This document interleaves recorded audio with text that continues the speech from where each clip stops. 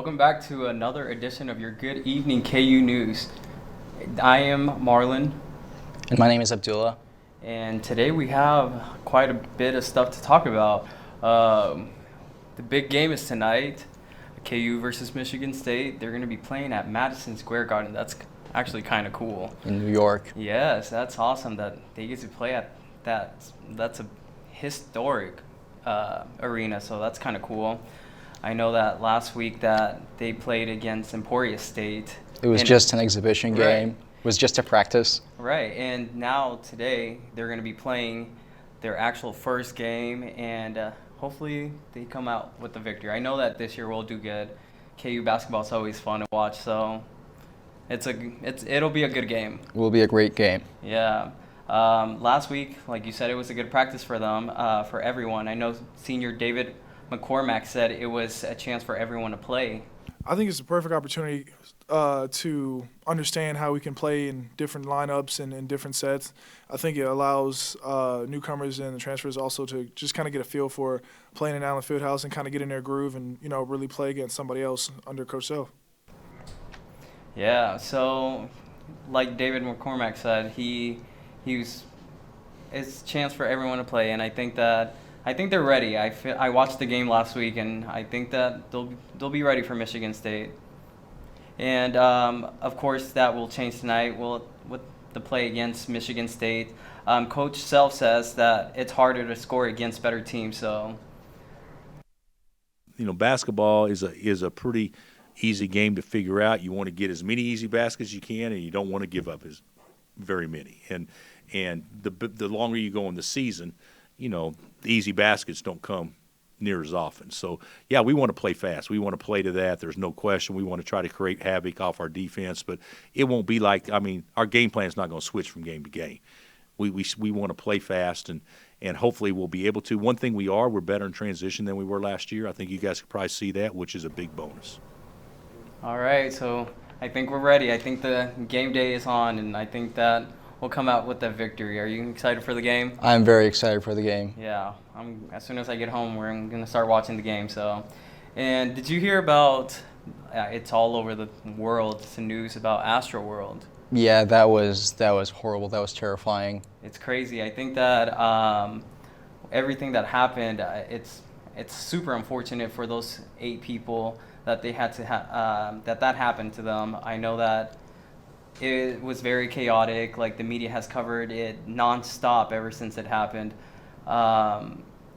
There has been said that the 8 people that have died, they were compressed against each other because they were trying to get all the way up to the front of the stage. And I know that Travis Scott, he encouraged it, and I think as a performer, that's awful.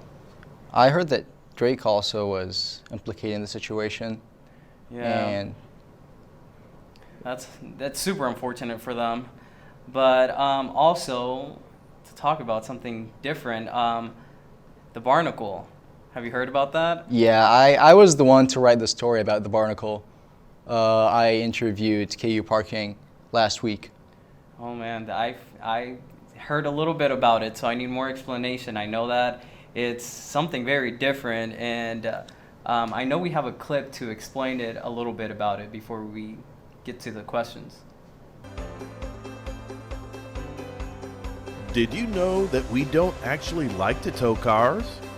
I have some good news. You won't have to worry about that anymore because KU is getting the Barnacle. KU Transportation Services has a new tool to use when a car has excessive tickets. Towing is time-consuming and expensive with an extra ticket and towing fees added on top. With the Barnacle, you'll still have to pay your tickets, but you won't get the extra ticket or towing charges, just a $35 release fee and a deposit that is released from your card once the Barnacle is returned. You'll probably never see one of these things on your car. If you have 3 or more unpaid tickets for 14 days or longer, you're in danger of getting your vehicle immobilized by the Barnacle. The good news is, unlike getting towed, the Barnacle is easy to see, safe for parking folks to install, and fast to remove all by yourself. Just visit the website, or call the number listed on the device. Use a credit or debit card to pay your fines, fees, and equipment deposit. Once you've paid, you'll be given a 4-digit code which can immediately unlock the device. When the keypad says it's safe to remove the barnacle, fold it up and load it into your vehicle. After that, you have 24 hours to return the barnacle to its drop box in the Allen Fieldhouse Garage office lobby. That's it. Get your tickets paid so you won't have to worry about the barnacle coming to campus in June. All right, so that explains a little bit about it, but I still need to get some more information, and I know a lot of people want to know more about it. So where did the barnacle come from? Why is it being implemented here at KU? So basically, the barnacle is actually, it's actually a method that another company created, and many university campuses have been using the barnacle, and now it has come to KU this fall. KU has wanted to implement this new method since this summer, but they just wanted to hold on a little bit and raise an educational campaign, since that there has been like a lot of let's say dissatisfaction from students on other campuses, and KU wanted to avoid that. So now the barnacle is on campus.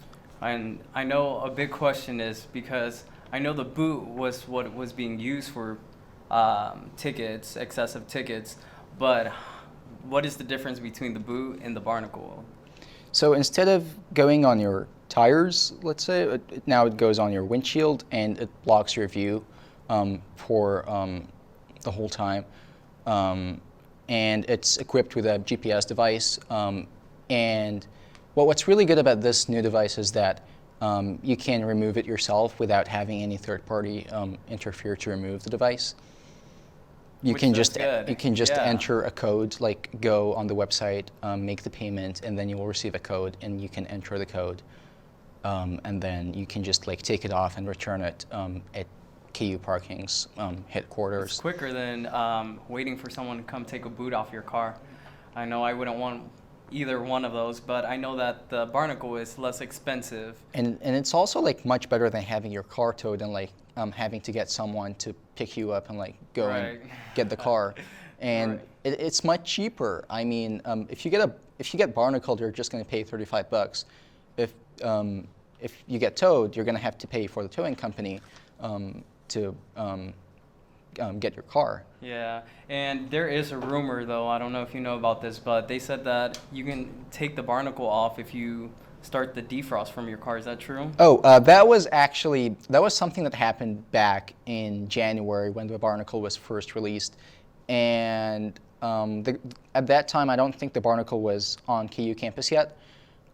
So actually the rumors came from other universities, and actually the company has fixed that flaw. It was a flaw in the device, and it's no longer there. That method no longer works. The moral of the story is try not to get any tickets. I got my first one on the first day of school, so I pay that and just don't get any tickets. You don't have to deal with that. Yeah, and even if you get tickets, I mean, when I interviewed Donna Halty, the KU parking director, she said that the best way when you get tickets is just to pay them off, and like, because chances are you're just gonna like do something that makes the situation worse, and you might probably end up paying more just because of the damage that you've done. All right, and I mean that's all we have for today. After the break, we'll be back with your news updates. For students searching for a way to stay active in an outdoorsy way, the City of Lawrence has bike trails running in every direction, and with the new bike share program, we can stay in shape as we tour the sights of our beautiful city. Clinton Lake is only a short 30-minute bike ride away from Daisy Hill and has the most incredible sunset location in all of Lawrence. Walking campus may give you the KU calves, but biking can give you the KU thighs. Bike Lawrence today. I'm Zach. And I'm Christy. This is your Tuesday Good Evening KU News Update. The United States reopened its land and air borders yesterday for the foreign visitors who are fully vaccinated against COVID-19. This ends the 20-month ban, which separated families, prevented tourism, and strained diplomatic ties that were widely criticized and unpopular among foreign countries, especially Canada and Mexico. Entry to the U.S. will not be totally unregulated, as U.S. authorities will oversee travelers' vaccination status and will require negative COVID-19 tests. As the U.S. welcomes flights packed with travelers who have not seen family and friends since the COVID pandemic began, some analysts believe the next battle will be over price gouging by airlines. Flights from London to New York rose by almost 300% after the ban was lifted.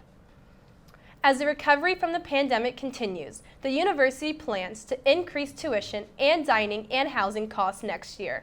According to the University Daily Kansan, KU received $10 million less from federal funding. The request for the increases must be approved by the Kansas Board of Regents. Kansas Governor Laura Kelly plans to introduce a bill that would eliminate state sales tax on food. According to the LJ World, Kansas is one of 7 states that fully tax groceries. Under the bill, a family of 4 would save an average of $500 or more each year. When Mindy Ardrasovitz takes over Eudora Fire Chief next week, she will become the first ever female fire chief in Douglas County. Breaking new ground is nothing new for her, as 25 years ago, she was the first woman firefighter ever hired in St. Joseph, Missouri. She has most recently been the fire investigator and building inspector in St. Joe's. In sports, the men's basketball team kicked off their season with an 86-60 exhibition game victory over Emporia State last Wednesday. Ochai Abaji led the team with 17 points, followed by David McCormick with 16, Remy Martin with 15, and Christian Brown with 10. Tonight, the Jayhawks will travel to Madison Square Garden to face the Michigan State Spartans. They will return home to Allen Fieldhouse on Friday night to play the Tarleton State Texans at 7 p.m. And that will wrap it up for today's news update. After the break, Halen will be here to tell us how long this wonderful weather is going to last. No one takes drugs expecting to become addicted. You should know that addiction can happen to anyone because it's a disease of the brain. That also means recovery is possible. Addiction doesn't have to be permanent, and the state of Kansas is ready to assist you in every step of the way. Visit findtreatment.gov or call the Kansas Substance Abuse Referral Line at 866-645-8216.